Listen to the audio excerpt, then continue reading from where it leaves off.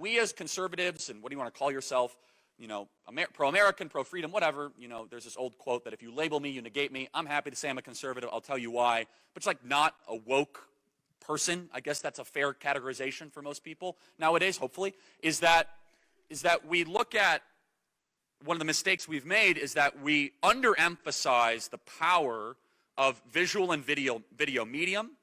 And in that one video was everything the activists needed to revolutionize society. So you had a white man and a black man, literal knee on the neck, which before that incident even happened was kind of this incantation that they would say that white America has a knee on black America's neck. And then in addition to that, you had someone that just wasn't a random white person, you had a police officer. And the police officer, which many of us know, represents the administration of the law. So many activists could say, see, that right there is what we've been talking over the last 30 and 40 years. And immediately, instead of acting patiently and prudently and slowing down and saying, hold on a second, is this an isolated incident? Is this happening on a daily basis? We then allowed, quite honestly, the most corrupt and disingenuous voices that any human being could possibly find around anything to completely and totally reorganize society. And this then, of course, happened with the entire summer of what they call the racial reckoning of last summer, otherwise known as Floydapalooza, when we decided just to destroy our entire nation.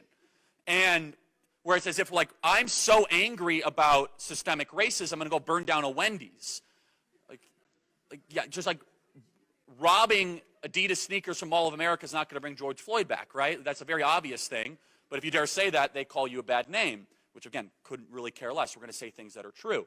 And so what ended up happening throughout June and July of last year, $2 billion in damages, by the way, after that specific incident, America's actually become a less pleasant and more dangerous place to live. Murders are up 30% since May of last year of what happened here in Minneapolis. I'm not sure really the status quo of not status quo, but like the state of affairs of what's happening in Minneapolis, but they try to defund the police, they slowed private security. What is kind of the latest there? I guess they're sort of half funding the police. It's a more dangerous place to live. All of you know that. If you've gone down to Minneapolis, it's not the town it used to be. And so right on that corner of Chicago Street and 38th Street where George Floyd died, all of a sudden, we as a civilization said, you know what?